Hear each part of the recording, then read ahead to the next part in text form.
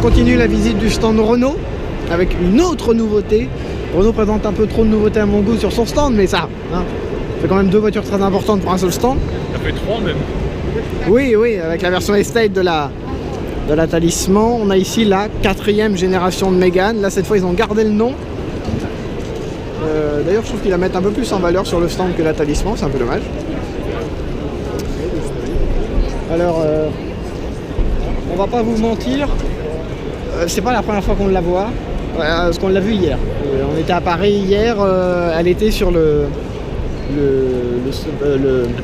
l'atelier Renault, voilà, sur les Champs-Élysées. Donc on a déjà pu jeter un coup d'œil dessus, on n'a pas pu rentrer dedans, par contre, ce qu'on va pouvoir faire ici. Donc c'est moins une surprise. Faut savoir que autant la Talisman, j'aime beaucoup la nouvelle signature visuelle, vous voyez là, le C à l'avant, c'est comme Renault, hein, bien sûr. Oui.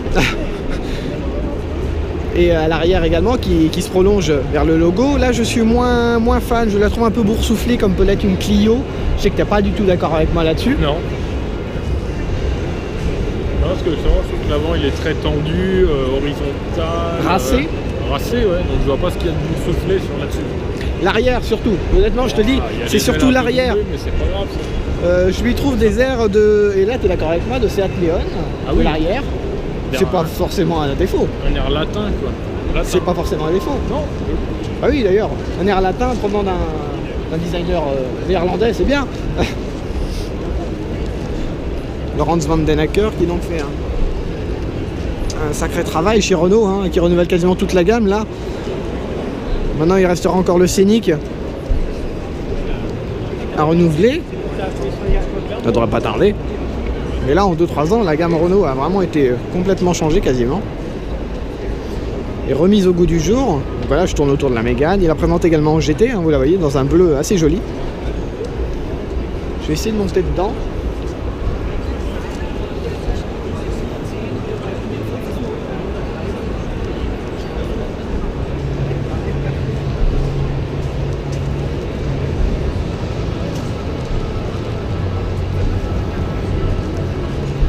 Renault travaille vraiment sa signature lumineuse. Vous voyez, elle fait ça et elle rejoint le logo. C'est plutôt agréable. Hein. Donc vous voyez ce que je disais. Il y a des airs de Seat Leon de l'arrière. Alfa Romeo Giulietta aussi à mon sens. Je préfère la première. Hein. On va essayer de monter à l'intérieur. Il y a moins de monde que pour la Talisman, je trouve. Faut savoir que le marché allemand aime beaucoup les grosses berlines, hein, donc vous voyez l'intérieur qui reprend donc les combinés de l'espace, de la Talisman ou du 4JAR. Toujours cet écran vertical, une rationalisation sur la gamme Renault. À la différence de la Clio, les poignées, ou même de la Léon, les poignées sont sur la porte et non dans l'encadrement, comme sur une DS4 également.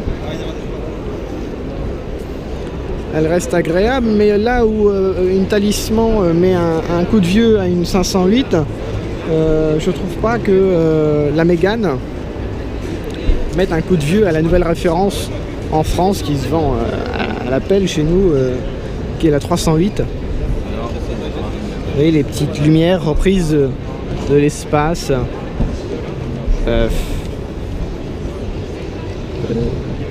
C'est pas mal quoi, voilà. Vous voyez, je vous reprends à l'intérieur de la nouvelle Mégane. On retrouve la Talisman, hein, l'écran vertical, les aérateurs verticaux, le compteur numérique. Pas de grosses nouveautés. C'est classique, voilà, les petites lumières, c'est plutôt joli. Ça doit changer normalement dans les menus qui sont en allemand, donc ça va pas m'arranger.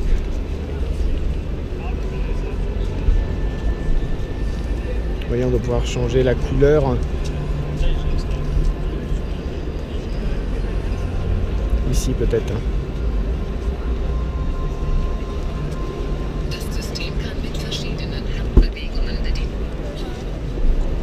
L'écran est assez intuitif, hein. J'arrive pas à changer le menu, vous voyez.